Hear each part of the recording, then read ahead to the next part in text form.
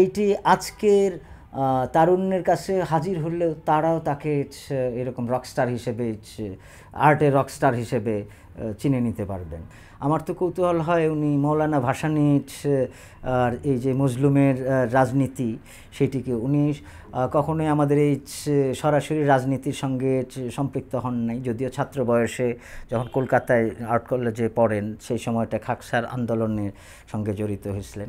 সুলতান শুধু কোনো শিল্পী নন, সুলতান দার্শনিক, কোনো তাত্ত্বিক জায়গার থেকে নয়, এটা প্রায়োগিক জায়গা, সেটি জীবন দর্শন, জীবন আচরণ এবং সেই অনুযায়ী তার এই কর্মযোগ। মানে যদি আমি পেইন্টিংটাকে বলি, প্রথম সাক্ষাৎ আসলে দূর থেকে। সেই দূরত্ব প্রথমত হচ্ছে অন্যদের কথা শুনে কৌতূহল। অন্যদের কথা বলতে আমি যখন কলেজ শেষ হলো, কলেজে শুরু হলো 87 সাল, সেই সময়টায় আমি ফিল্ম সোসাইটির সঙ্গে এক ধরনের সংলগ্নতা তৈরি হয়, ছবি দেখা নিয়ে আলোচনা। সেখানে তারেক মাসুদের খোঁজ পাই। তারেক মাসুদ একটি সিনেমা তৈরি করছেন যার নাম আদম সুরত।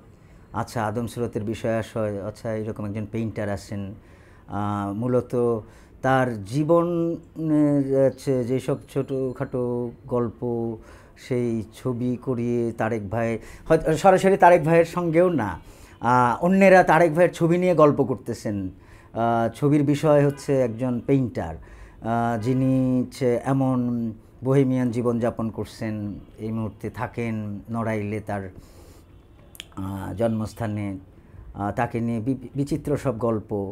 উনি পশু পাখি পোষেন, সাপ পোষেন, তারপরে লম্বা চুল, কখনো নাকি উনি মেয়েদের মতন শাড়ি পরেও ঘুরতেন। এইসব বাহ্যিক অবয়বের গল্পটা শুনে, এগুলো শুনেই কিছু মাত্রায় কৌতূহল হয়। ততদিনে জার্মান কালচারাল সেন্টার মানে গেটে ইনস্টিটিউটে 87 সালে একটা এক্সিবিশন হয়।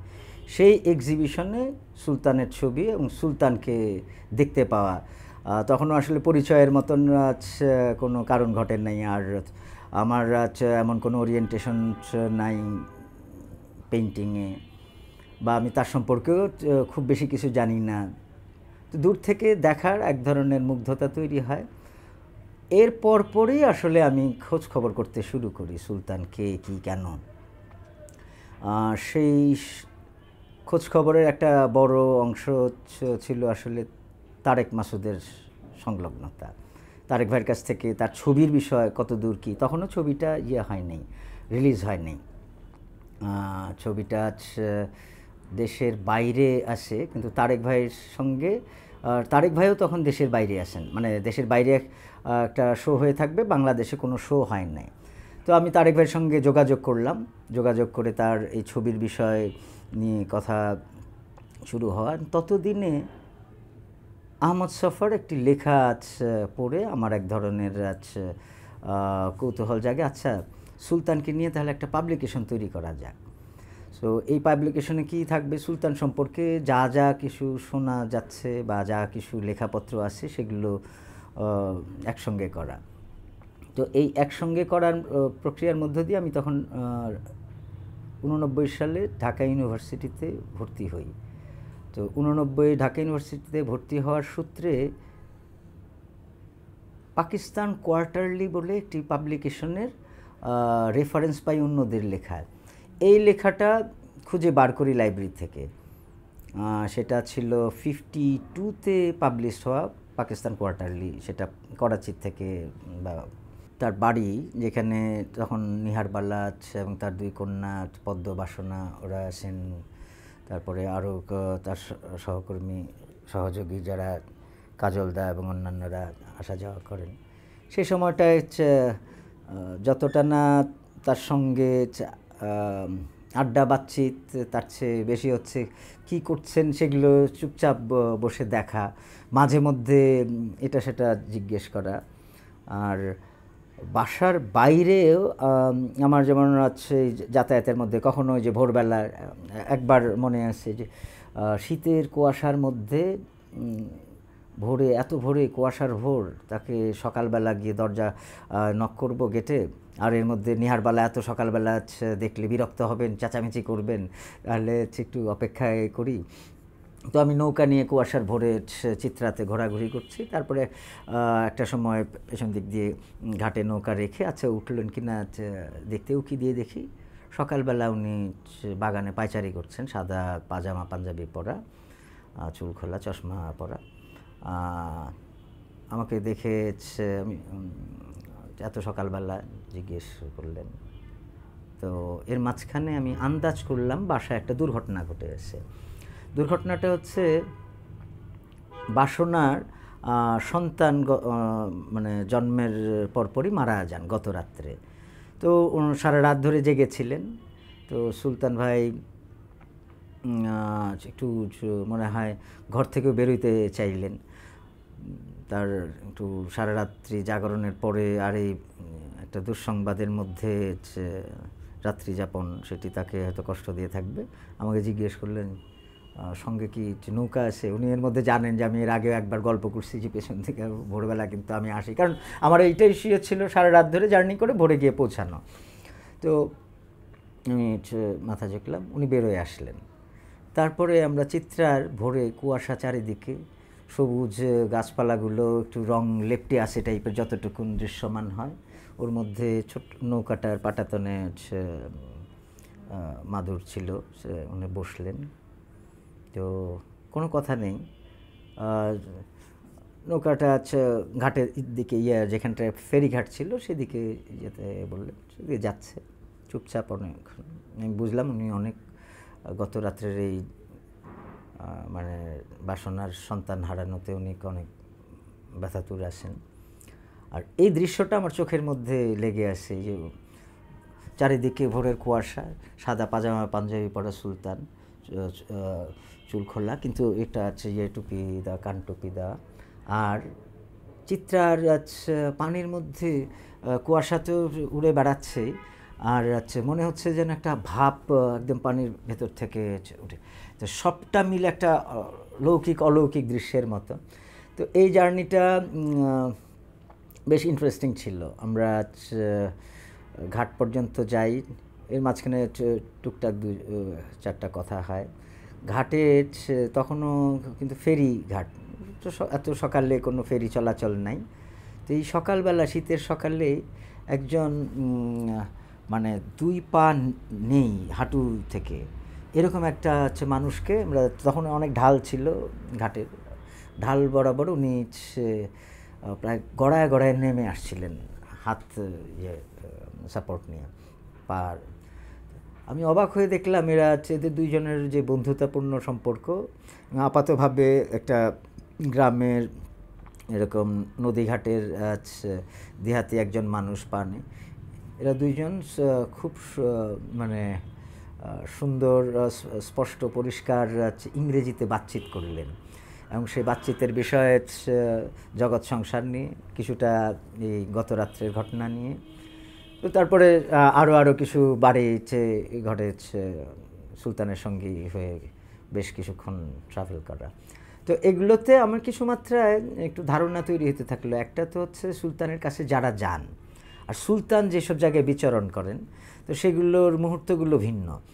এবং সেই জায়গা থেকে যে সুলতান উনি যে শিল্পী, আমরা সাধারণভাবে যাদেরকে শহরের শিল্পী বুঝি, এই কাণ্ডটা মানে এই চিন্তার কাঠামোটা ওনার বেলায়, এই নড়াচড়ার বেলায় মনে হয় নাই, বরং উনি শিল্পী পরিচয়টা বাইরের আরেকটা মানুষ, যে কারণে নড়াইলে যাতায়াতের মধ্য দিয়ে এই লাল মিয়া মানুষটাকে, আগে তো বইতে পড়া তার ছোটোবেলায় এমন নাম ছিল সেইটি নয়, যে উনি যে সাধারণের সঙ্গে সাধারণভাবে এই অসাধারণ শিল্পী মানুষটা যে আসেন, এইটা আমাকে একরকমভাবে মানে বিশেষ করে কৌতূহলী করে, যার কারণে পরবর্তীতে আরও খোঁজখবর করতে থাকা, সেগুলো নিয়ে তার সঙ্গে গল্প করার অবকাশ তৈরি হবে।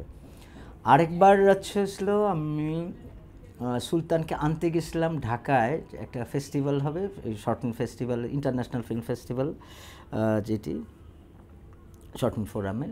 তো তাকে আনতে যাওয়ার একটা কাহিনী, একই রকমভাবে ভোরবেলা গিয়ে হাজির হওয়া, আবার তাকে নিয়ে আসবার জন্য বিকেলবেলা আমাদের ফ্লাইট যশোর থেকে। তো সেইবার একটা দুর্গতি ঘটবে, সুলতান ভাই নিজে বেশ অসুস্থ হয়ে পড়বেন, ওই আবারও কোনো রাত্রি জাগরণের কারণেই তার শরীর খারাপ থাকবে। এবং এর মধ্যে শুধু শরীর খারাপ না, আমাদের যে গাড়িতে আসবার কথা ছিল সে গাড়িটা আরেকটা জায়গায় গিয়ে নষ্ট হয়ে থাকবে।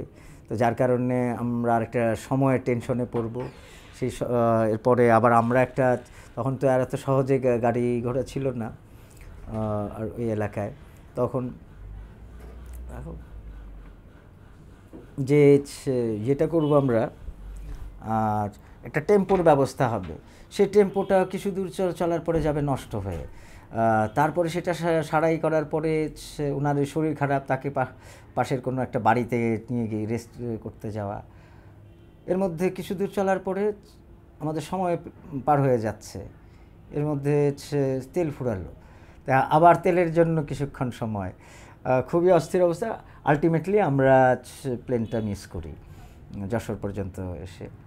সেই সময় রাত্রে একসঙ্গে থাকার বিষয় ঘটে, এবং পরদিন যখন উদ্বোধনের কাণ্ডটা ঘটলো, এরপরে ঢাকা শহরে নানান জায়গায় তাকে নিয়ে ঘুরতে যাওয়ার প্রসঙ্গ ছিল। সেই সময় তাকে আরও একটু একটু করে চিনতে শুরু করা।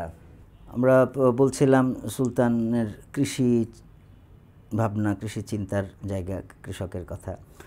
তো ধরেন এইটা, আমাদের তো বিভিন্ন কৃষি মেলা হয়, হয়, আমার মনে হয় যে যদি এখন ওই আপনি বলছিলেন যে আজকের দিনের কি প্রাসঙ্গিকতা, এত কিছু কাণ্ড কারখানা ঘটলেও ধরেন আজকের আমাদের জীবনযাপন, সেই সুলতানের সময়, উনি 94 সাল থেকে নাই, আজকে থাকলে উনি কেমনভাবে ভাবতেন তার সময়টাকে, সেটা ভাবনার বিষয়।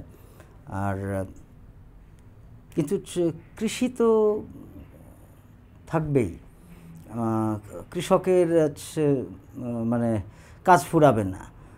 এই জমিনে মানুষ আছে, তাকে এখনও কৃষির উপরে নির্ভর করতে হয় খাদ্যের জন্যে। তো এইটার সঙ্গে একটা জিনিস আমার কাছে মনে ছিল যে আমরা যেটাকে ক্যাশ ক্রপ বলি, একটা সময়ে পাট আমাদের একটা বড় ভূমিকা আছে আমাদের জাতীয়তার বোধ বা জাতিসত্তার বোধ নিয়ে জাগরণ পালার মধ্যে। সেটা কেমন, যে সেটা হয়তো প্রথম দিকে এটা নিপীড়নমূলক চাষবাস ছিল ব্রিটিশদের সময়, ইন্ডাস্ট্রিয়াল ডেভেলপমেন্টের মধ্য দিয়ে যখন পাটের ফ্যাক্টরিগুলো হতে থাকলো সুতা তৈরি করার জন্যে, তো সেইটা আমাদের কৃষকরা এই ক্যাশ ক্রপের যে টাকা, কাঁচা টাকা হাতে পেলেন, সেই টাকা দিয়ে তাদের সন্তানদেরকে স্কুল কলেজে পড়তে পাঠালেন, এবং সেই স্কুল কলেজে পড়তে আসা মানুষরাই তাদের এই জগৎ সংসারের আরও অন্যবিধ রীতি পদ্ধতি জ্ঞানের সঙ্গে পরিচয়ের সঙ্গে সঙ্গে জাতীয়তার বোধটাও হয়তো তাদের মধ্যে জাগরণ ঘটবে, এবং সেটার সঙ্গে সঙ্গে সাংস্কৃতিক আকাঙ্ক্ষাও তৈরি হবে। ওই কৃষি জীবনের বাইরের যে কৃষকের সংস্কৃতির থেকে শিক্ষিত লোকের সংস্কৃতি দাঁড়ানোর একটা প্রক্রিয়া তৈরি হবে। কারণ আন্দাজ করি যে আমাদের যেমন একটা ছোট্ট উদাহরণ হিসেবে যদি বলি, সেটা হচ্ছে সিনেমার সঙ্গে পাটের অর্থকরী লগ্নির একটা বড় ভূমিকা আছে। ধরেন আমাদের তো ইন্ডাস্ট্রিগুলো আগে এদিকে ছিল না, ধরেন দেশভাগের আগে মূলত হুগলির আশপাশেই জুট মিলগুলো ছিল। তো শীতলক্ষার পাড়ে বা এই আদমজি জুট মিল, এগুলো হবে হচ্ছে পাকিস্তানের পিরিয়ডে, এবং সেই সময়ে আরও খুলনাতে রূপসার পাড়ে পাটকলগুলো হবে। এখন এই পাটকলের মালিকগুলো হয়তো সকলে বাঙালি কেউ নন, অবাঙালি, পাকিস্তানি, বা পার্টলি হচ্ছে অর্ধেকটা হচ্ছে গভর্নমেন্ট, অর্ধেকটা ব্যক্তি মালিকানার। কিন্তু এইখানে কৃষক উৎপাদন করে যিনি পাট কিনতে আসছেন তাদের মধ্যে লেনদেনের মধ্যে কৃষক কিছু কাঁচা মানে অর্থকরী হচ্ছে, আবার এই ব্যবসার সঙ্গে জড়িত উনার অর্থকরী হচ্ছে। এই ব্যবসায়ী তখন পাটের গুদাম তৈরি করছেন, এই ব্যবসায়ী সন্তানও নিজে পড়াশোনা করে এই ব্যবসাটা করতে আসছেন বা তারপরের জেনারেশন আসবে, এবং তারা স্কুল কলেজ বিশ্ববিদ্যালয়তে পড়াশোনা করছেন, এবং এরাই সংস্কৃতি, ভাষা, শিক্ষা, সংস্কৃতি এগুলোর একটা নতুনতর চেহারার অংশীদার হবেন। এবং তারই অংশ হিসেবে তাদের গুদামের মধ্যে তো একটা ডায়নামো সেট করে সিনেমা হল তৈরি করবেন, যখন এটা একটা বিনোদনের একটা নতুন ফ্যাক্টরি হয়ে এই দেশে আবির্ভূত হয়। এবং কিছুদিন বাদে হয়তো উনি নিজে লগ্নিও করবেন। এই অর্থে বাংলাদেশে একটা সময়ের সিনেমার বিকাশের সঙ্গে পাটের ব্যবসার একটা ভালো যোগ ছিল। যেই মুহূর্তে পাটের ব্যবসাটা ধ্বংস হয়ে গেল, সেই মুহূর্তের সঙ্গে সঙ্গে আমাদের সিনেমার এই সহজ স্বাভাবিক যে বিকাশ হচ্ছিল সেটাও ধ্বংস হয়। তো আমি যেটা বলছিলাম যে আমাদের এই যে এই কৃষক তো অমর, মানে কৃষকের কাজ শেষ হবে না, কৃষক আছে। আজকে কৃষকের সেই সন্তানেরা পড়াশোনা করে ডাক্তার, ইঞ্জিনিয়ার হচ্ছেন। কৃষকের সন্তানেরা যদি গরিব চাষি হন, তার সন্তানেরা আমাদের ফ্যাক্টরিগুলোতে শ্রমিক হিসেবে কাজ করতেছেন, বিশেষ করে ধরেন গার্মেন্টসের কথা। তারই সন্তানরা কিছুটা জমিন বিক্রি করে চলে গেছেন মিডল ইস্টে বা মালয়েশিয়াতে। তো এই কৃষক বা কৃষি কেন্দ্রিক যে আমাদের মানে সোসাইটির, সমাজ বা সংস্কৃতির যে পিভোটাল পয়েন্ট ছিল বা কেন্দ্রবিন্দু ছিল, সেই কেন্দ্রটা শিফট করে শহরে চলে আসছে। তো এইটা সুলতান খুব সুন্দরভাবে বলছিলেন যে শহরের লোকেরা যে রেডিও, টেলিভিশনে যে সংস্কৃতিগুলো প্রকাশ করে, তো কৃষকেরা যেমন সংক্রান্তির চেহারাটা আলাদা হয়, কিন্তু শহরের লোকেরা নবান্নের উৎসব বলে যে জিনিসটা দেখায়, এটি দেখে নাকি সুলতানের ভাষ্য যে আমার কৃষকেরা তো মন ছোট হয়, ওরা তো ভাবে যে শহরের লোকেরা তাদেরকে নিয়ে মিমিক্রি করছে। তো বিষয়টা অনেকটা এমনই। তো আজকের দিনের প্রাসঙ্গিকতার কথা যদি বলি, আবার একটু মনে হওয়া দরকার এই যে আজকে ৭১-এর সময়ে যারা যুদ্ধ করছেন, আমরা ফ্রন্টলাইনের কিছু মানুষজনকে জানি, তারা আমাদের সামরিক বাহিনীর মানুষ, পুলিশ থেকে, আর্মি থেকে যারা এসে হাজির হয়েছেন।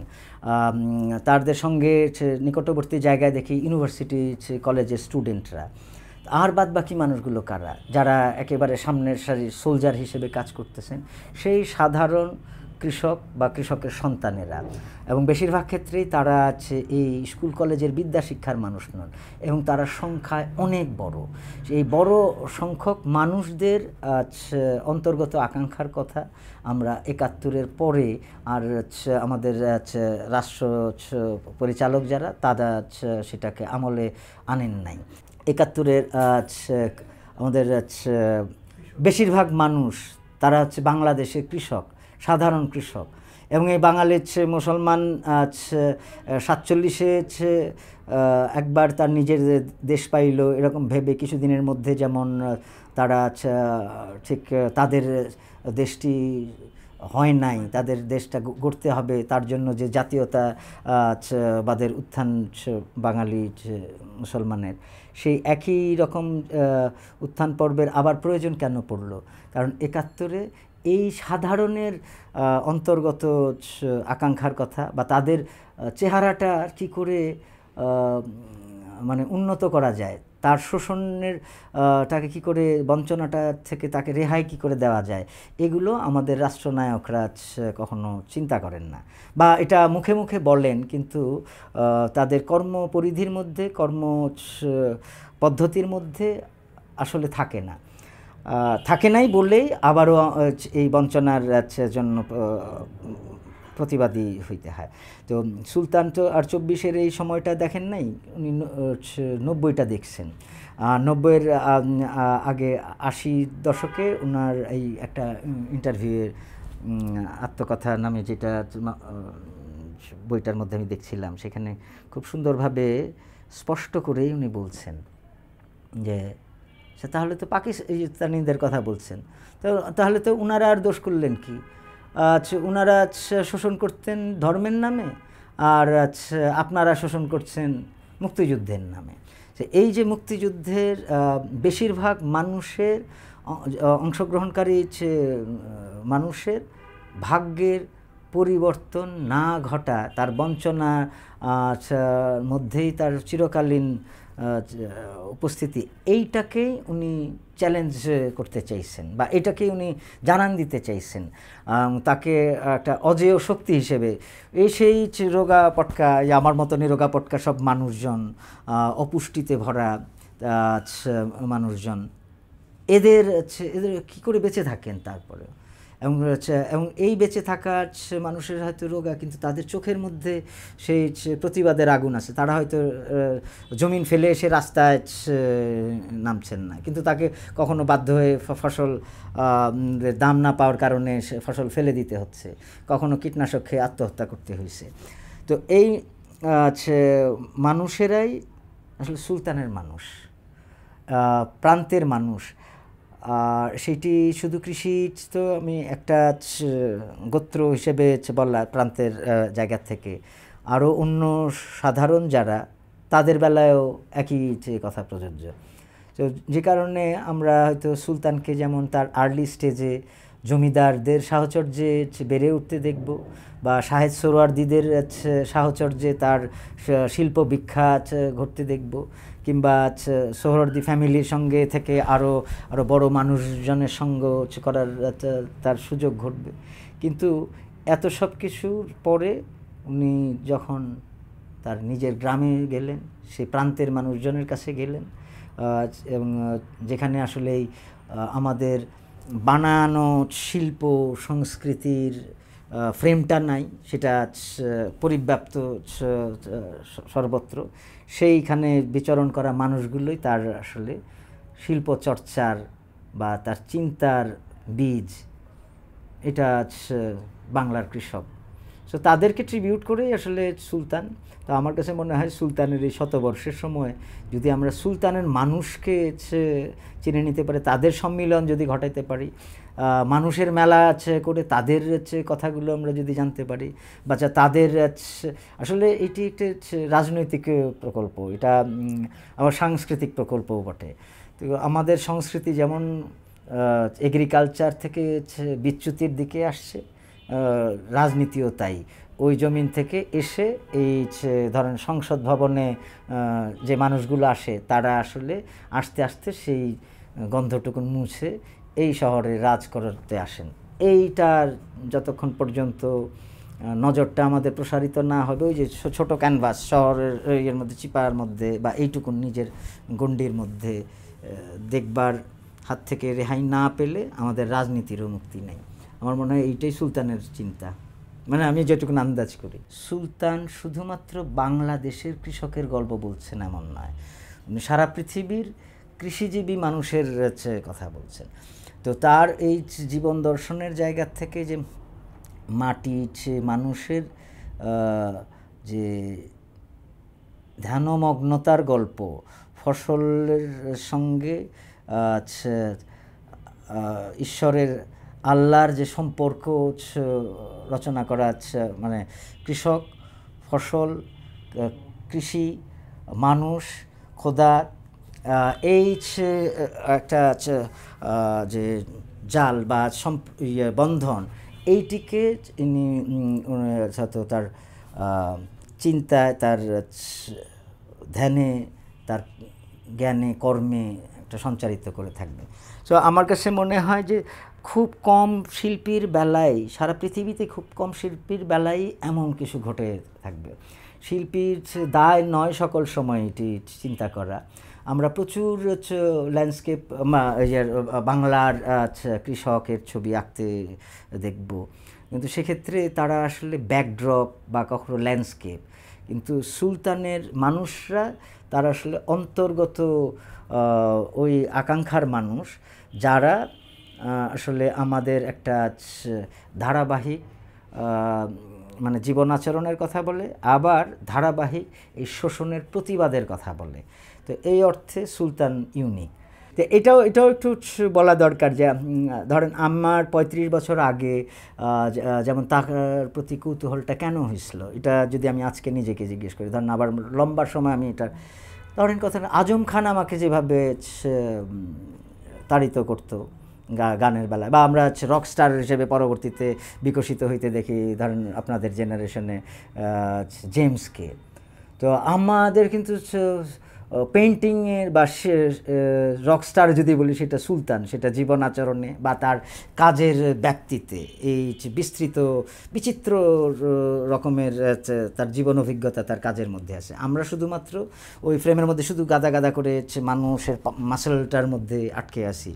আমার তো মনে হয় যদি ধরেন এই যে শহরের বড় ক্যানভাস হোর্ডিংগুলা, সেখানে সুলতানের ক্যানভাসে যদি ওই হোর্ডিংয়ের মধ্যে ধরেন ডিজিটাল প্রিন্টও মুদ্রিত হয়, এই শহরের মানুষগুলো দাঁড়ায় ঠিকই চিনতে পারবে এটা আমার ছবি, এটা আমার গ্রামের ছবি, এটা আমার দেশের ছবি। যেটা সুলতানের বেলায় আমরা যখন এই আপনার গ্যালারি কেন্দ্রিক যে আর্টের যে আমাদের বিকাশ শহরে, তো এই সুলতানের এক্সিবিশন তো গ্যালারির বাইরের, এই বড় বড় ক্যানভাসগুলো যখন বাইরে নিয়ে আসেন, তো সেইটা সাধারণ মানুষ যখন দেখতে পান, যাদের ছবি আঁকছেন তারা যখন দেখে চিনতে পারেন। এটাও একটু রসিকতা করে সুলতানকেও নানান সময় বলতে শোনা যায় যে কৃষক এসে দেখতে পান যে তার লাউটাকে উনি চিনতে পারতেছেন, তার গরুটাকে চিনতে পারতেছেন, তার জমিনটাকে চিনতে পারতেছেন। তো তার এই গরু দেখে তার মনে হয় যে এমন গরু যদি পাওয়া যেত স্বাস্থ্যবান, তাহলে তো চাষ করে একটু ফুর্তি হতো, আমোদ হয়।